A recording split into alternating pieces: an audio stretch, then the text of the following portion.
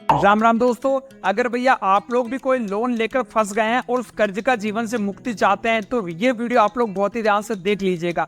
मैं यहाँ पर भैया आप लोगों को ये जो फालतू की बातें वो तो मैं बताने वाला हूँ नहीं कि आप लोग अपना पेमेंट डबल कर दीजिए, प्री पेमेंट कर दीजिए, किस्त को 4 गुना बढ़ा दीजिए। कहाँ से बढ़ा देंगे आप लोग जब आपके पास में पैसा नहीं है? तो अगर आप ही के पास में अगर पैसा होता तो आप लोग इस वीडियो के पास में नहीं आते। अगर आप लोग वाकई में यहाँ पर सीरियस है तो ध्यान से मैं आपको 5 ऐसे तरीके बताने वाला हूँ जो बिल्कुल फुल प्रूफ है और प्रैक्टिकली है। आप लोगों की जान बस यही बचा सकते हैं, बाकी की यहाँ पर थोती बातें हैं जो आपको यहाँ पर कोई भी काम में नहीं आने वाली। देखो दोस्तों, अगर आप लोग कोई भी लोन ले रहे हैं ना तो उससे पहले एक चीज हमेशा ध्यान से समझ लीजिएगा कि आप लोग जितना भी यहाँ पर लोन ले रहे हैं उसका डबल आप लोगों को सूद समेत, ब्याज समेत, चार्जेस समेत आपको चुकाना है बैंक या किसी कंपनी को। ये बात सबसे पहले आप लोग दिमाग में रखिएगा कि जब ये लोन पूरा होगा तो मुझे यहाँ पर लाख रुपए ले रहा हूँ तो मुझे यहाँ पर 2 लाख रुपए चुकाने हैं। और जितना है भैया आप लोग की ईएमआई चल रही है, चाहे आपके लोन की चल रही है, क्रेडिट कार्ड की चल रही है और कहीं की ईएमआई चल रही है, वो आप लोगों की भैया नॉर्मली जो इनकम होती है उसका 50% से ज़्यादा नहीं होनी चाहिए।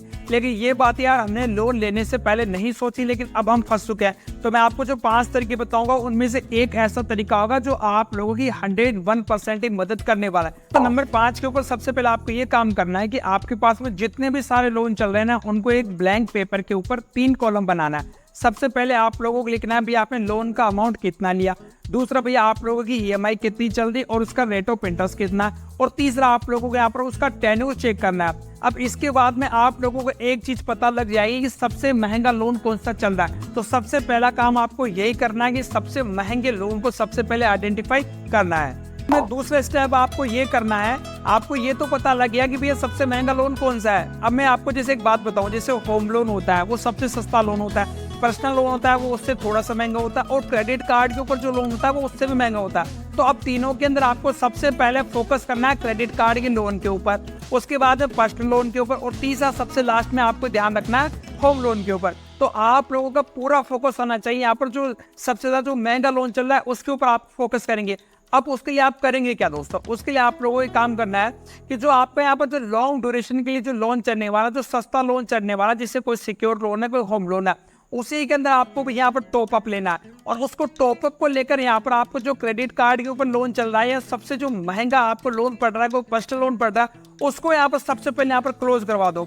अगर इतना काम करवा दोगे कि तो आप लोग जब कैलकुलेशन निकालोगे तो आप लोग यहाँ पर बहुत ही ज्यादा यहाँ पर फायदे में आ जाओगे। नंबर तीसरा स्टेप है, अगर मान लीजिए आपका एसबीआई में लोन चल रहा है, ठीक है, आप लोग एसबीआई वाले के पास में जाओगे कि भैया मैं यहाँ पर आपका लोन रीफाइनेंस करवा रहा हूँ, यानी यहाँ से उठाकर मैं एचडीएफसी में ट्रांसफर करवा रहा हूँ। क्यों?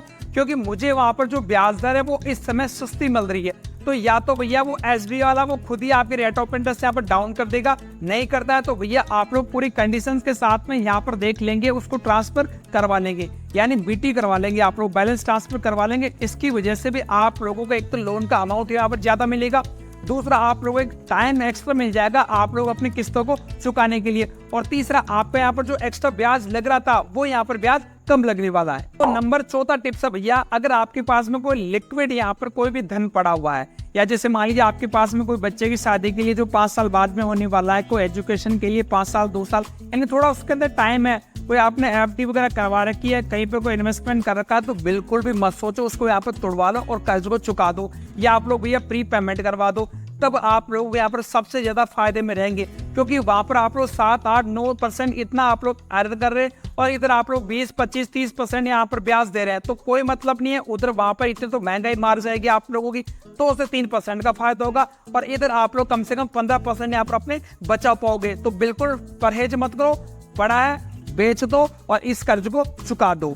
5वां बात है भैया, अगर आप लोग ये काफी समय से किसी एक जगह पर आप लोग जॉब कर रहे हैं और मान लीजिए वहां पर कोई इंक्रीमेंट खास आप लोगों को नहीं मिल रहा है, और आप लोगों को ये लग रहा है कि यार मैं किसी दूसरी जगह काम करके यहाँ पर अपना इंक्रीमेंट भी ले सकता हूँ, यहाँ से ज्यादा पैसा भी ले सकता हूँ। कैसे?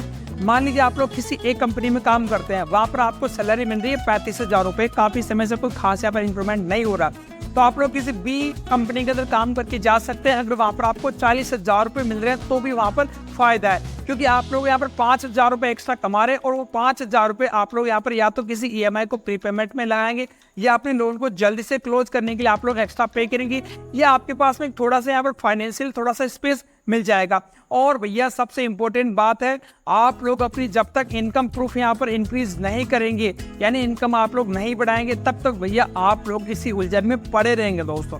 तो आप लोग सबसे बड़ा फोकस कीजिए, आप लोग अपनी खुद की इनकम किस प्रकार से इंक्रीज करेंगे।